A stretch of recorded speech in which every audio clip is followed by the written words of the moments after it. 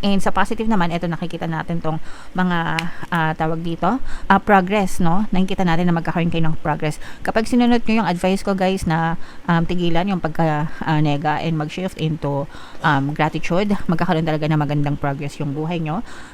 Magiging abante, no? Makaka-recover kayo unti-unti, mag-i-improve yung mga sitwasyon nyo, mga kapiksi, unti-unti kayong aangat, unti-unti kayong aandar mga kapiksi, and unti-unti kayong unti-unti nyo mararamdaman yung magiging parang umaandar na siya, umuusad na yung inyong pamumuhay.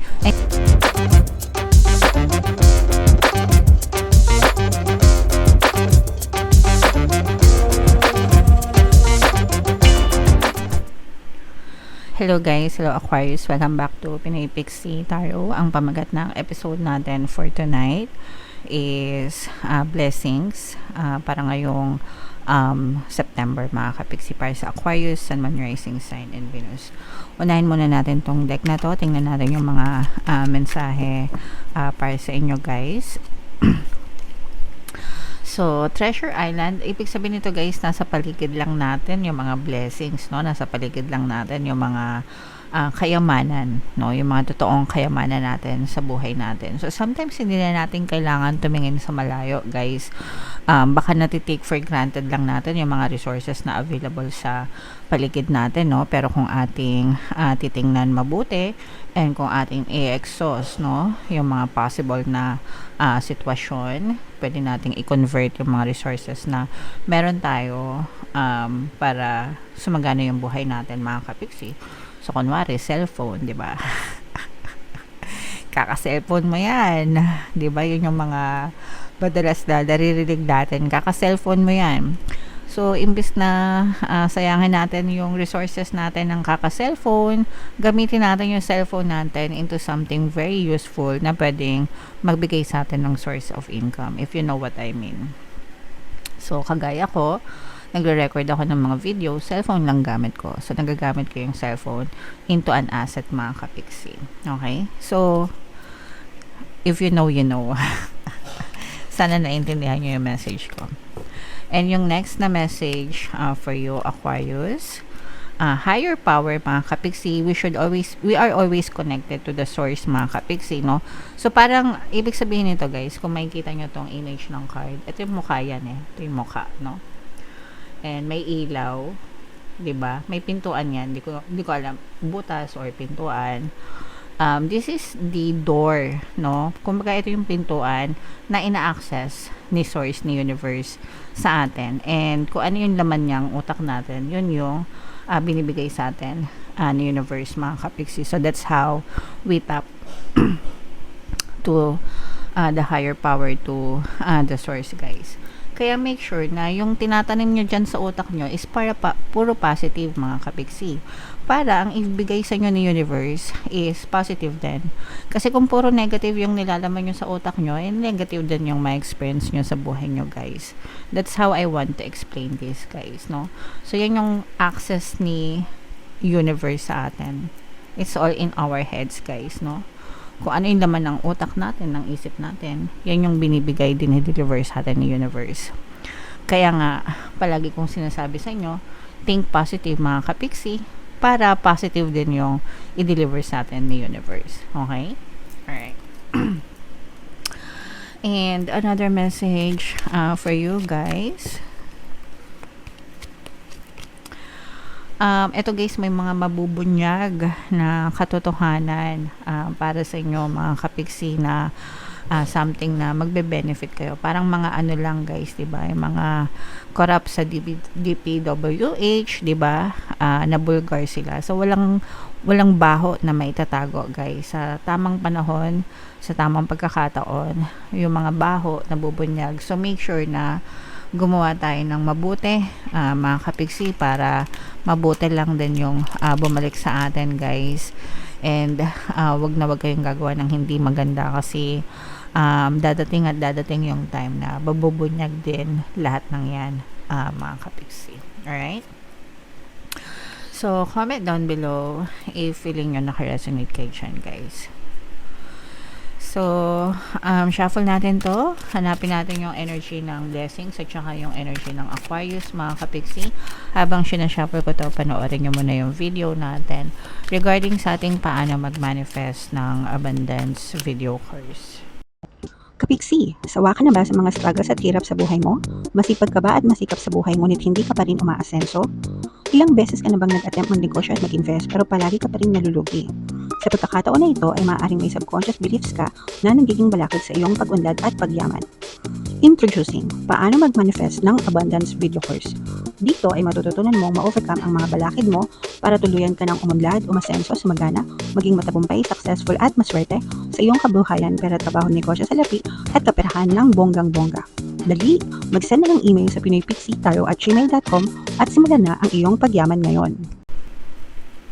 Alright, so sa lahat ng gusto mag-avail ng course guys, naka-flash sa screen no. Una, meron tayong paano mag-manifest ng abundance video course. Meron din tayong paano mawala ang third party at magkaroon ng harmonious na relationship.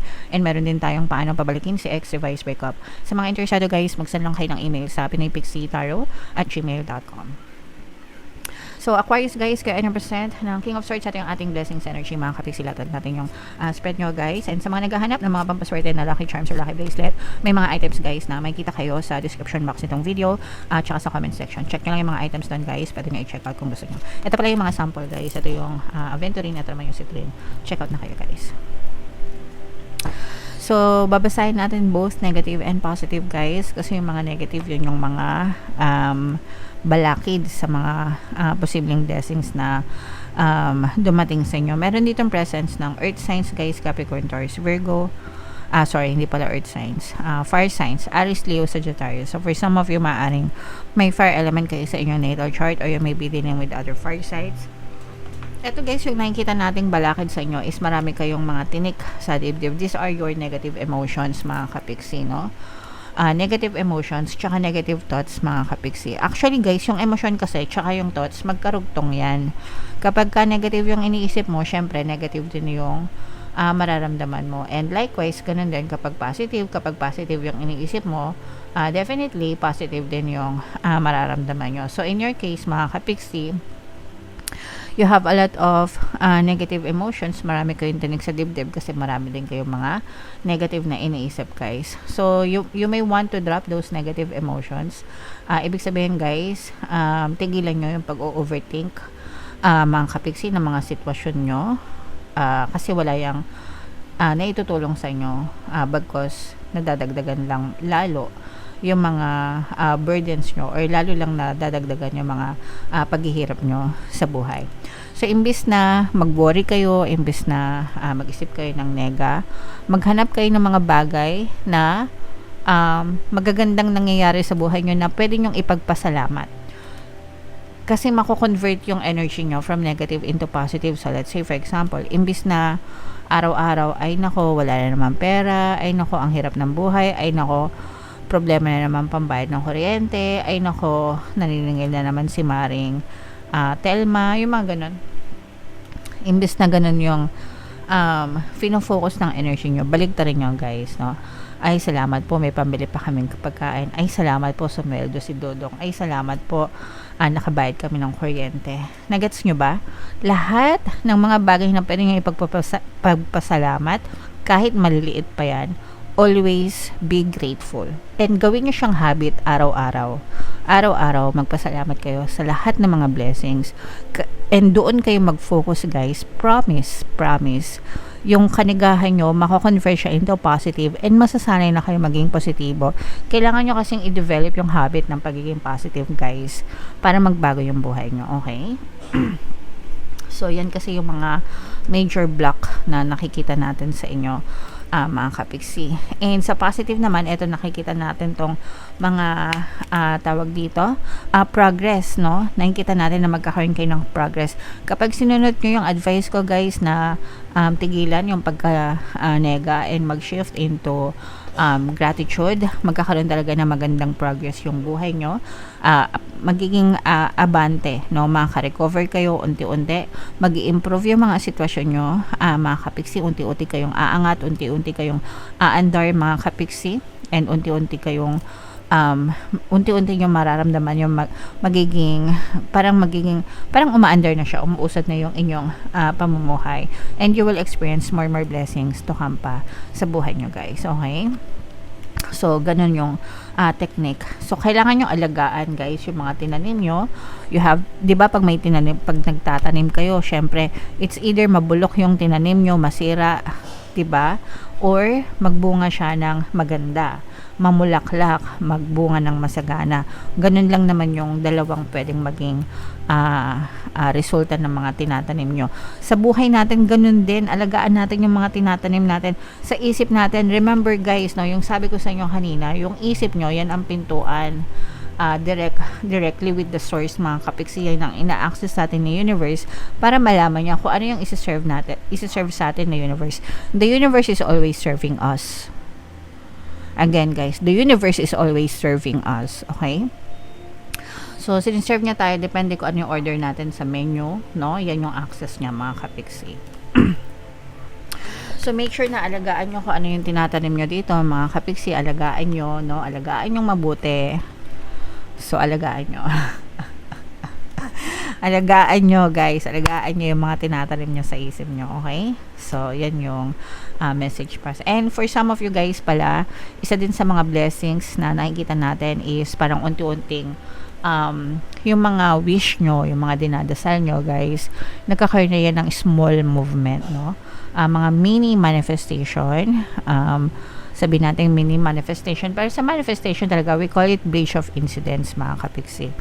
But, para lang maintindihan nyo, mini manifestation, okay?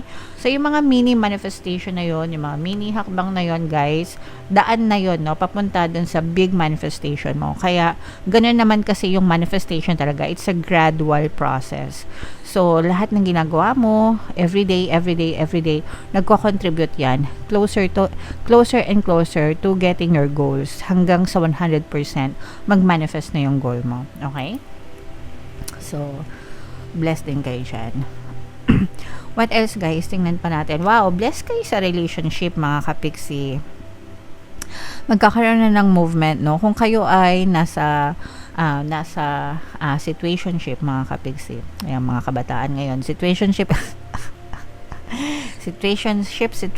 yung tawag nila dyan. Nung panahon namin, mga mag-MU, diba? Walang label.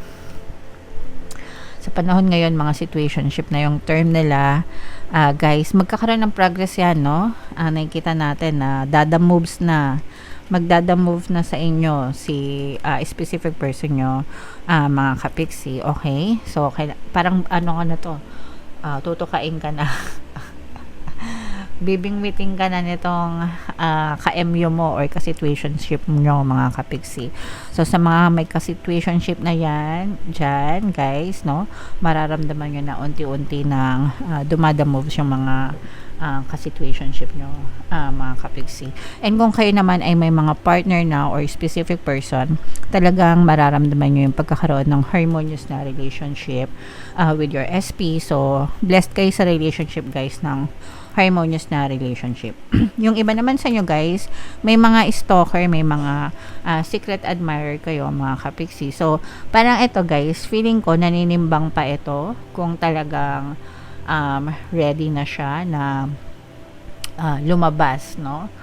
And maglantad ng kanyang nararamdaman para sa inyo. Pero, if ever man na hindi pa siya lumalantad sa inyo, ini-stalk ka na to.